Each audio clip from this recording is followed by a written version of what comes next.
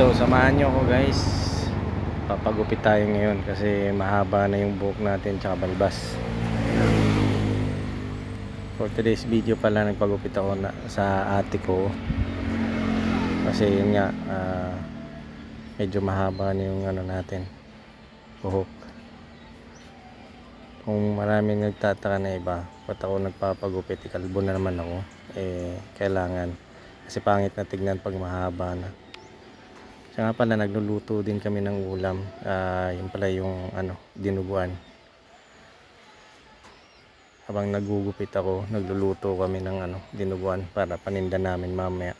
Tapos yan na lang din kakainin natin sa tanghali bago tayo magtinda sa baba.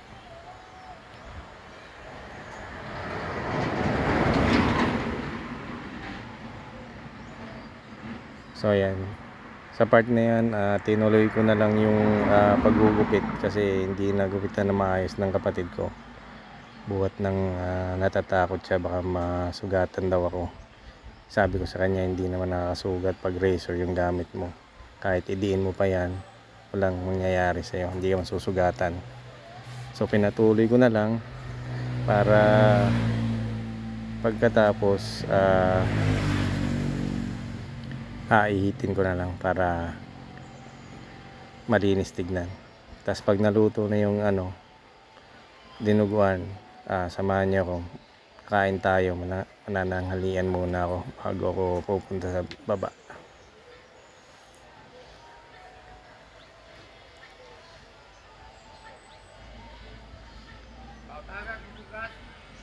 So salamat pala dyan sa may-ari ng wall. Nabili ko siya sa dun sa lugar na binahian namin noon. Tapos ayun yung ginagamit ko pag medyo mahaba na kasi di na kaya ng shaver. Medyo madaling mapurol pag shave na lang. So let's go, tapos na, kain tayo. So guys, yan pala ulam ko ngayon, yung dinuguan na niluto ng ate ko kanina. Mali yung niluluto namin yan. Tapos may tuyo ako dyan, natanggal pa yung ulo yan. Isang tuyo, tapos yung dinuguan. Yan lang kasimple yung buhay namin dito sa probinsya.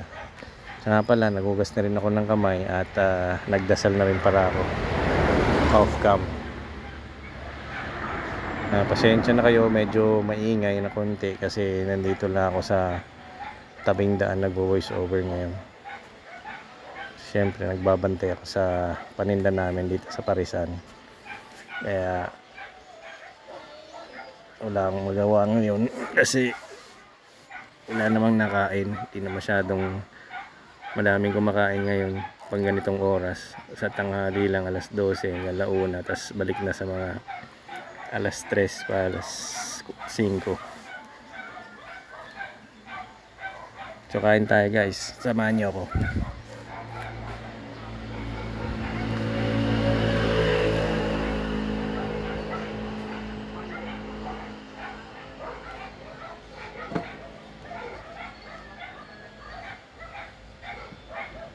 Shout out ko lang pala yung mga tropa ko,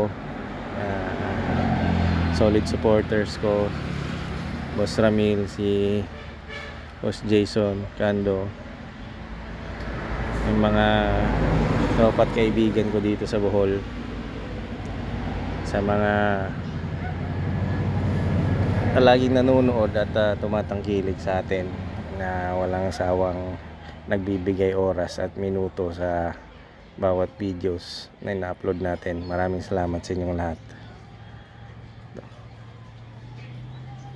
Yan pala ay dugo-dugo yung buong buo-buo kasi yung pagluto ng kapatid ko medyo frozen pa yung dugo, kaya medyo may mga dugong buo-buo, pero goods yung lasa, masarap siya. Normally hindi naman ako kumakain masyado ng dinuguan, kaso nga lang nag-crave din ako, tas ito yung paninda namin, so ito na lang kinain ko. Tas isang tuyo, goods na ako nyan. Ganyan ako kumain, kahit isang tuyo lang yan, tas maraming kanin at ulam, okay pa din. Kasyang kasya na isang tuyo.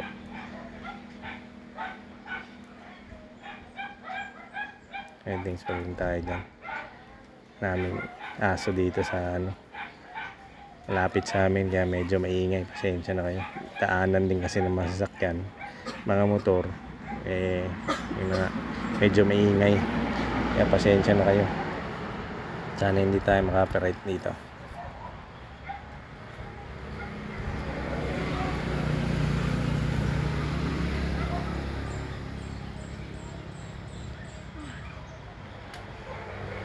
Ito pala, pinuputol-putol ko na lang kasi medyo mahaba din yung pag tinapos ko, maubusan ka ng sasabihin mo dito sa voice over, kaya naintindihan ko na. Kaya yung may ibang vlogger na nasa 3 minutes lang talaga sila to 4 minutes, kasi napakahaba na sa iba tingin nila maiksi lang, pero pag ikaw yung nagvo-voice over, napakahaba na.